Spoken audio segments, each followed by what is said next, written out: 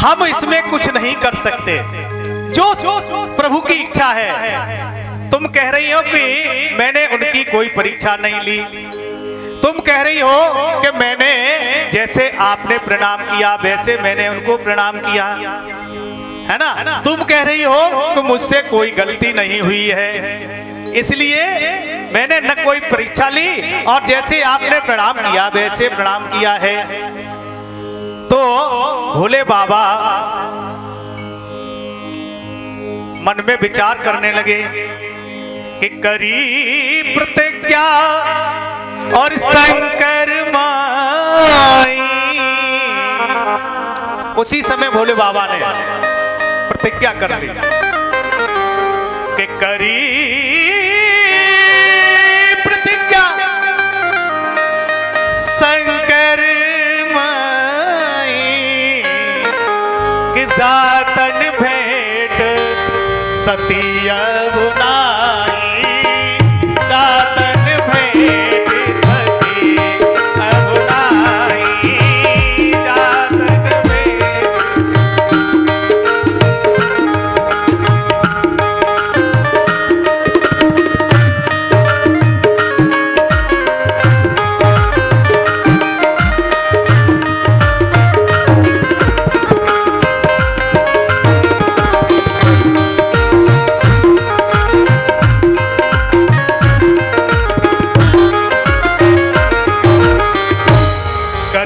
प्रतिज्ञा शंकर माही जातन भेंट सती अगुनाई।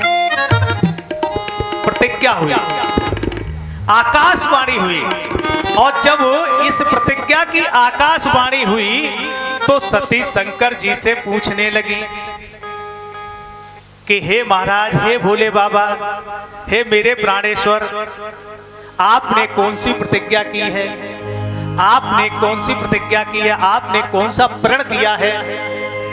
मुझे कुछ सुनाई दिया है लेकिन स्पष्ट सुनाई नहीं दिया कि आपने प्रतिज्ञा क्या की है। स्पष्ट सुनाई नहीं दिया, कृपा करके मुझे बताइए।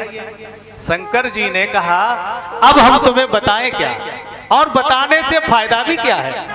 जहां पति पत्नी के संबंध में विश्वास ही न हो तो वहां बात बताने की जरूरत क्या है? भोले बाबा ने सती को कुछ नहीं बताया कि मैंने क्या प्रतिज्ञा की, और जब उन्होंने कुछ नहीं बताया तो सती जी समझ गई कि मुझे लग रहा है कि शिव जी ने मेरा सारा कपट जान लिया, सब कुछ जान लिया। अब उन्हें अपने मन में बड़ा संताप होने लगा। उनकी मनोस्थिति इतनी बदल गई कि वो अपने आप को खुद नहीं समझ पा रही थी कि अब हमें करना क्या है, अब मैं क्या करूं। भोले बाबा की इस लीला को देख करके विचार करने लगी, अब मैं क्या करूं, क्या करना है मुझे। भोले बाबा, सती जी, भोले बाबा अपने समाधि में बैठ गए, और जब वो समाधि में बैठ गए मैया सती जी उनका इंतजार करती रही कि भोले बाबा कब समाधि से जागे, तब हम अपना ये जो है संदेह दूर करें और उनसे पूछें, बाबा प्रार्थना करें, गलती की माफी मांगें कि मुझे क्षमा कर दो। लेकिन बाबा समाधि में बैठ गए, और जब बाबा समाधि में बैठ गए, इधर ब्रह्मा जी कहने लगे कि हे नारद, जब ये समाधि में बैठ गए और समाधि में जब उनकी जागी तो क्या हुआ कि हमारे पुत्र दक्ष और कुछ यक्ष प्रजापतियों ने एक यज्ञ किया, और उस यज्ञ में सभी देवता गए, और जब सभी देवता महाराज जाते हैं, मैं भी वहां था, वहां हमारे आराध्य देव भोले बाबा भी थे। और जब भोले बाबा वहां थे तो यज्ञ चल रहा था, लेकिन सभी तो बैठे थे, भोले बाबा अपनी समाधि में बैठे थे। भोले बाबा समाधि में बैठे थे तो वहां पर जो है महाराजा दक्ष भी पहुंचे।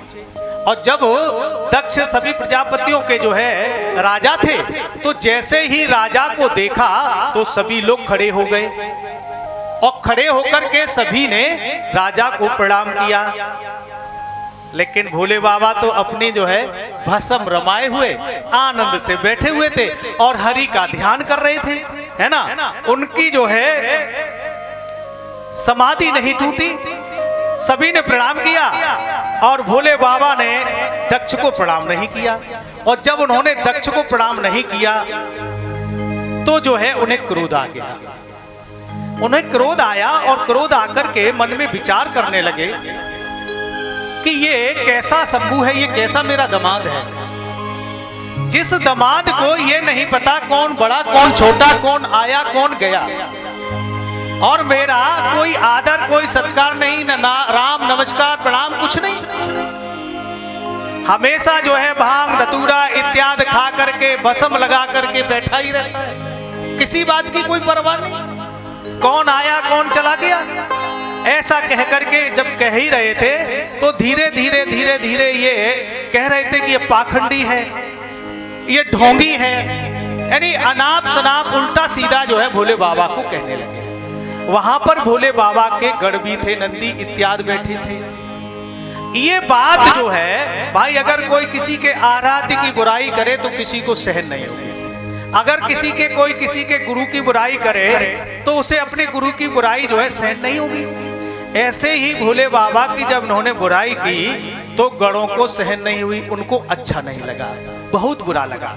और जब बुरा लगा तो वो भी जो है दक्ष से उल्टी सीधी कहने लगे। और जब उल्टी सीधी कहने लगे तो दोनों में जो है वार्तालाप बढ़ने लगा। नंदी ने दक्ष की बहुत भर्त्सना की। क्रोधित होकर के नंदी कहने लगे कि तुम जो है हमें उल्टा सीधा कह रहे हो, हमारे देव को कह रहे हो। तो राजा दक्ष कहने लगे कि जितने भी भोले बाबा के अनुयायी हैं सब पाखंडी हैं और सब पाखंडी हो जाएंगे, सब अपने धर्म को भूल जाएंगे। तो नंदी को भी क्रोध आ गया और नंदी को क्रोध आकर के उन्होंने कहा कि तुम्हारे जो भी अनुयायी होंगे सब पाखंडी होंगे, है ना। उन्होंने कहा कि हर यज्ञ में किसी भी तुम्हारे बाबा को भोग नहीं मिलेगा, किसी भी यज्ञ में जाओ, मैं श्राप देता हूं। अब जो है जब ये देखा तो नंदी को भी क्रोध आ गया और नंदी ने क्रोध में आकर के कह दिया कि हे महाराज दक्ष, आप अभी ये बराबर मुंह बकरा जैसा चला रहे हैं, है ना। जैसे बकरा नहीं, कितना भी पेट भरा हो और फिर भी बकरा जो है मैं करता रहता है ना। एक राजा ने एक बकरा पाला, बकरा, और जब उसने बकरा पाला तो राजा ने अपने राज्य में एक सूचना कर दी कि जो इस बकरे का पेट भर देगा, जो इस बकरे का पेट भर देगा उसको मैं आधा राज्य दे दूंगा। अब बड़े बड़े अच्छे चरा वाले आए जो बकरियां चराते हैं और आकर के बड़े बड़े ला करके और बड़ी बड़ी अच्छी, जहां बहुत अच्छी अच्छी हरी घास थी, उस घास में ले जा करके उस बकरा को छोड़ दिया कि जब हरी हरी घास खाएगा तो इसका पेट भर जाएगा। बकरा जो है खूब हरी घास खा करके और खूब शाम को पेट भर के आया। शाम को राजा के सामने बकरा ले जा करके खड़ा किया और जब बकरा को खड़ा कर दिया कि महाराज हम इस बकरे का पेट भर लाए हैं, अब ये कुछ नहीं खाएगा, अब नहीं खाएगा। राजा ने कहा ठीक, कोई बात नहीं। मंत्री को बुलाया, लाओ हरी घास, और जैसे ही उस बकरा के सामने उस हरी घास को डाला, है ना, बकरा ने 2 बार मैं किया और मैं करने के बाद उस हरी घास को खा लिया। क्योंकि ये बकरा बकरी का ये स्वभाव होता है, कितना भी पेट भरा हो और उसके खाने की चीज हो या न हो, एक बार उसमें मुंह जरूर मार देगी, ये उसका स्वभाव है। ऐसे करके 2, 4, 6, 10 सभी निकल गए, किसी ने बकरे का पेट नहीं भर पाया। एक दिन एक बहुत समझदार व्यक्ति आया, उसने कहा राजा साहब हम आपके बकरे का पेट भर देंगे। बोले भर दोगे? बोले 100%, है ना। जैसे कोई डॉक्टर इलाज करने जाए और बीमारी का जब कहो तो महाराज ठीक हो जाए कि नहीं हो जाएंगे डॉक्टर साहब, तो कहता 100%। अरे हमारी दवा कारगर है 100%, है ना। ऐसे ही उसने कहा हम 100% इसका पेट भर देंगे। ले गया सुबह को, और जब सुबह वो ले गया, सुबह से शाम तक उसने रखा, और जहां पर जितनी हरी बढ़िया घास थी वहां ले जाकर के उसको छोड़ा, और जैसे ही वो हरी घास में मुंह डालता है, एक मुंह में खींच के डंडा देता है। सो बकरा पीछे, जैसे ही आगे बढ़ा एक डंडा खींच के दिया, फिर बकरा पीछे। अब जैसे ही बकरा का मन हरी घास पर जाता, खींच के डंडा देता है, खींच के डंडा। जैसे ही शाम का समय आया, अब वो जो है बकरा घास को तो नहीं देख रहा, डंडे को देख रहा है।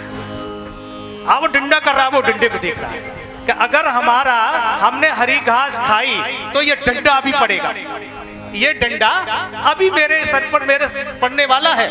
शाम को वो बकरा को ले जा करके और उसने राजा साहब के सामने खड़ा कर दिया। बोले राजा साहब, बोले हाँ देखो आपके बकरे का पेट भर गया, अब ये हरी घास आज नहीं खाएगा।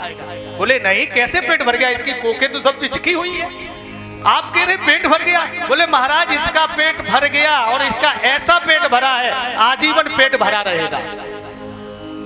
बोले है? बोले हाँ। बुलाओ हरी घास। जैसे ही हरी घास मंगवाई गई और उसके सामने हरी घास जैसे ही डाली, और वो जो